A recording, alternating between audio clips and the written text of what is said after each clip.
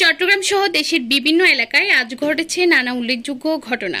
শুরুতেই চট্টগ্রামের রাউজানে বিএনপির দুই গ্রুপের সংঘর্ষে ৫ জন গুলিবিদ্ধ হয়েছেন বলে খবর পাওয়া গেছে।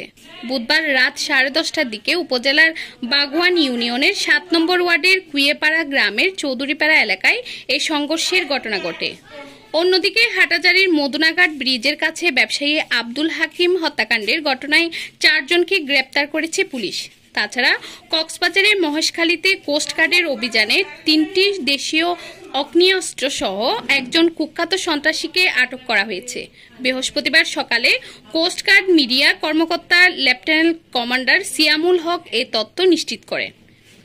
এদিকে প্রকাশ্যে গুলি করে হত্যার ঘটনায় ২৪ ঘণ্টা না পেরোতেই নগরের বায়োজিৎ থানাধীন কোয়েশ চালিতাতলী এলাকায় ফের গোলাগুলির ঘটনা ঘটেছে। এতে অজ্ঞাত দুর্বৃত্তের গুলিতে মোহাম্মদ ইদ্রিস আলী নামে এক অটোরিকশা চালক আহত হয়েছেন।